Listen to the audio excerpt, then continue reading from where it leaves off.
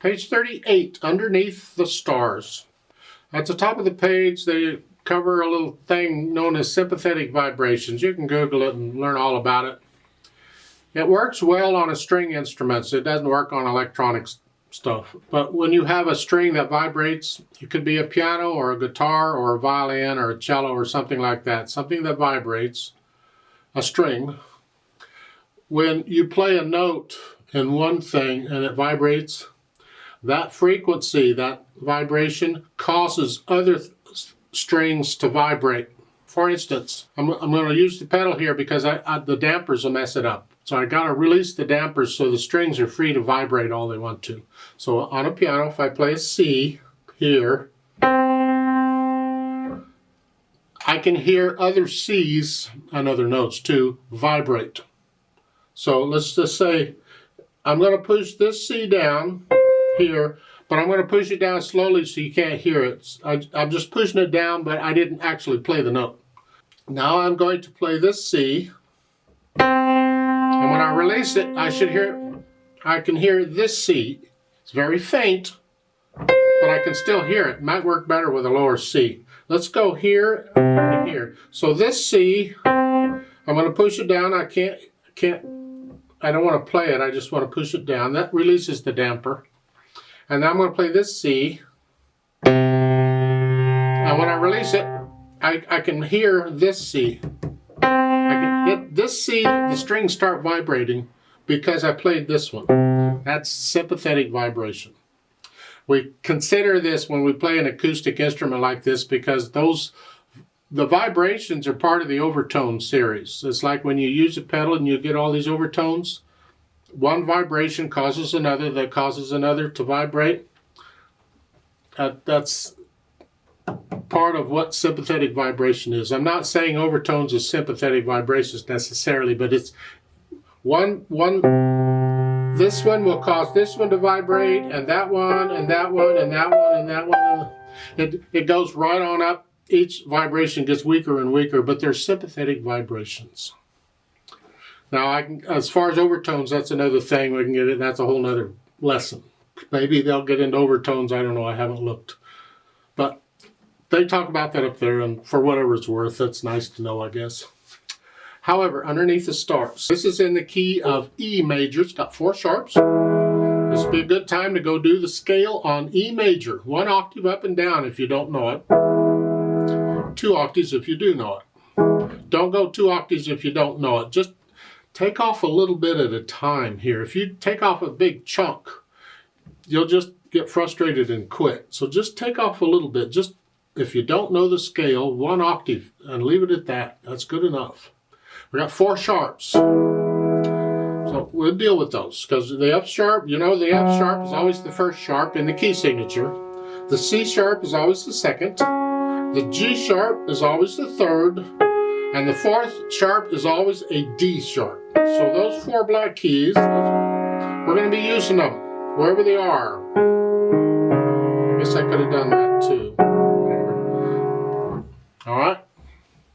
So right hand first, let's just get this. 4/4 time, bunch of quarter notes and half notes. But we're coming in on beat 3 because it's a pickup beat.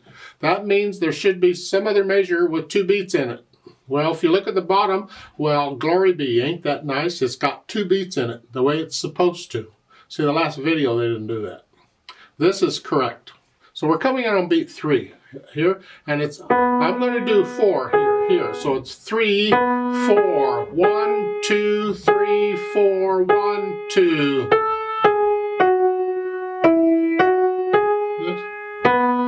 So at the end of the line, that is a B sharp, which is a C on piano. They're not using a C natural because C sharp is in the key signature. So it's just easier to do a B sharp. So it doesn't make much sense, in my opinion, to do a C natural and then a C sharp.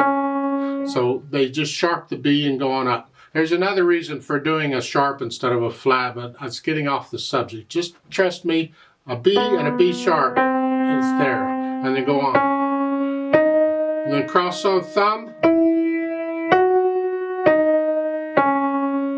Well, this is an interesting thing about fingering that they've done here I want to point out. It's the first two measures of the second line. You want to be in this position, but we had this note, and we had this finger on this note, so that throws us out of position. So we're a finger short. We need 6 fingers on the hand. We're here. So in order to accommodate that, a way of giving us the 6th finger we need, we simply use the thumb. So I'm here, I'm thumb under, here. So I'm just using the thumb to help me out. So I can use 4th finger again here, and then come down. We do this type of fingering when we need an extra finger stuck in there someplace. I'm not really changing hand positions to come up here. I want to stay here, but I need another finger, so I'm using that. You get the same thing at the bottom. Left hand, well, we have the E and a D, and then an F sharp B, a sharp, again, that's a, and then here, however you want to finger that. 5-1, 5-2 is fine. And since you're playing both black keys, you can use the thumb, okay, there's no problem there. And then here, remember it's a D sharp. So just work out the left hand. See, it's the idea is all these sharps will get you. It's like, oh, there's too many sharps. Well, if you know the scale in E major,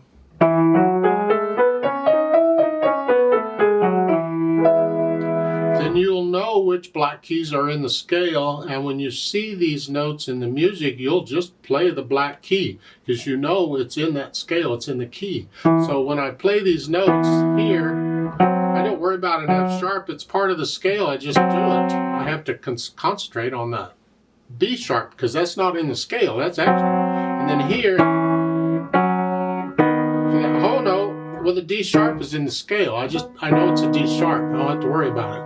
If I don't know the scale, then I don't know there's a D sharp in the scale, which means I got to check. It's a D. Is that a sharp? Now I go by, is this D in there too? Oh yeah, there's a D. Okay, that's a sharp. Yeah. I used to play that way. I figured out, okay, now which sharps and which are flats, and I learned when I in college many years later, if I just know the scale, I don't have to worry about it. I'll just play the keys or the notes that are in the scale, and I'm good to go, except for the accidentals. And it's so much easier if you just learn it. It's another reason to learn the scales. Put the heads together. Here.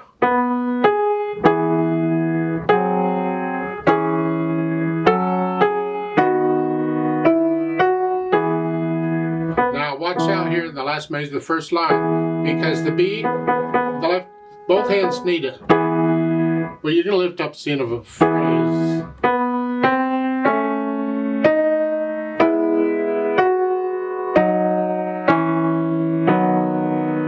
Now, left hand here, look out. This is second line, third and fourth measure. You're here. Just cross over here. You can do 4-3 or 4-2, whichever. This is common, and we want to connect it with the fingers. So here.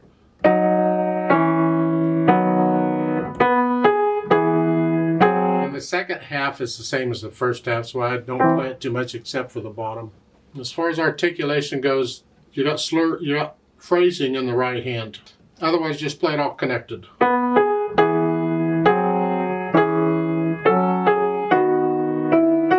Lift up. Just lift up slightly. It's like taking a breath.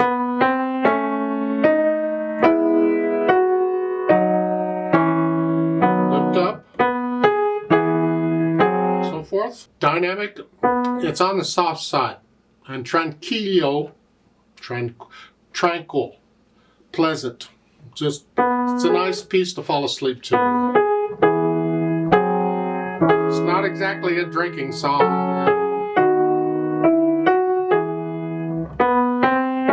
And you can get a little louder and softer as you feel it. Get to know the melody, and you can get, they have the hairpins at the bottom they want you to. See, in the hairpins, look in the middle of them and see the notes. It's an F sharp, those two notes, F sharp E.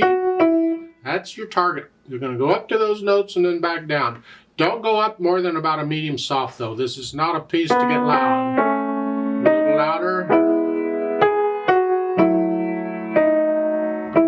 And also, just to add more interesting stuff to the mix, when they put in the hairpins, the hairpin placement of where they are is not exact. It's like the pedaling mark is not exact.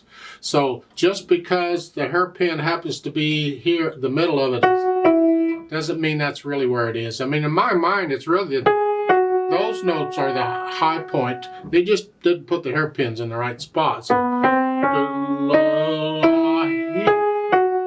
then, in my mind, that's where it would go. So you have to watch out for the placement of these hairpins and things. Even the dynamic marks are not always exactly where they belong.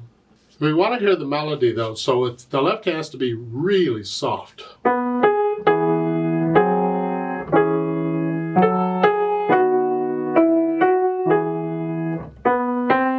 So keep the left hand in the background. Now we need the pedal to help us connect it all together and give us overtones. See, this is it's not really a slow piece, but it's on the slow side. And people have time to hear the notes when it's played slower. So having the pedal there to give overtones helps. But we have to be careful because if you blur it up, that also shows really bad. So we don't want to blur it up, but we would like to have the overtones. If I pedal it the way they're showing, this is what you get, at least for the first part of it.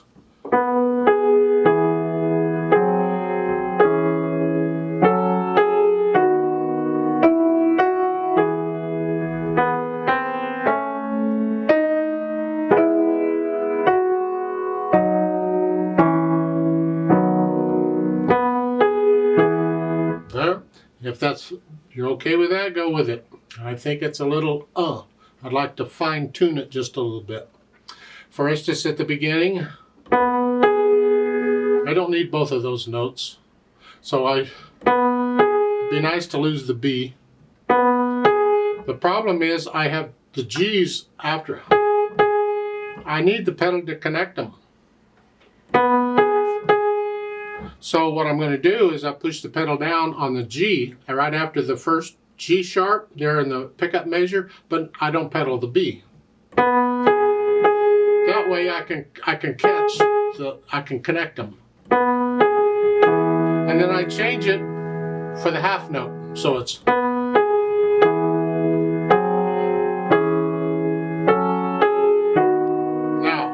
on the second full measure, you're here.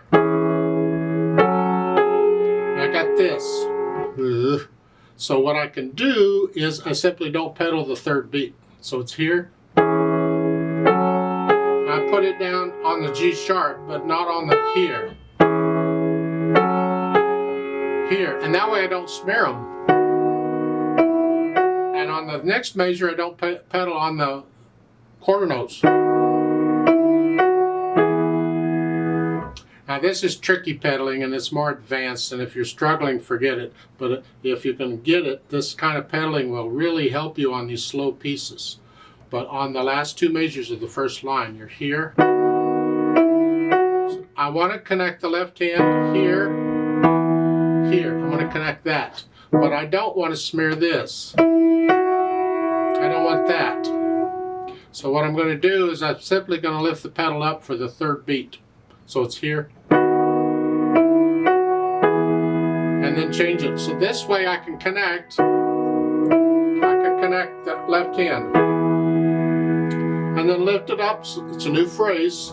And don't pedal this. And then the second line is fine the way they've got it. And then in the middle of the line with the quarter notes, lift it up and pedal it the way you did at the beginning. Don't pedal the third beat.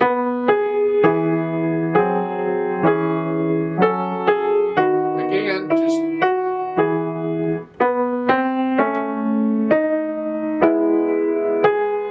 and at the end, the last three measures, I don't pedal the third beat here.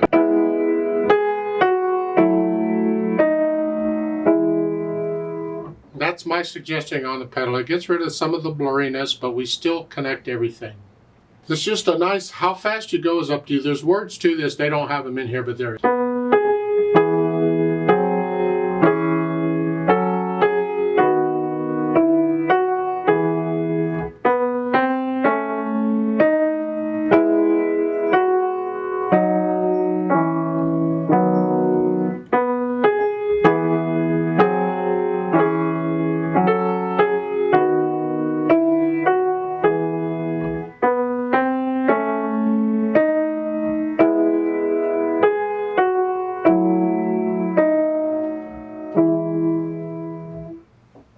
So you get to know it and you get into the music, you feel the music and you make it yours. Please don't copy me.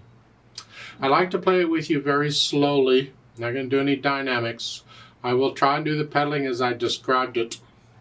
Let's just check notes and rhythms. Check that your harmony is all there and everything. So I'll give us 2 counts. I'll go ready, go. That's 2. And then we go very slowly. Ready, go.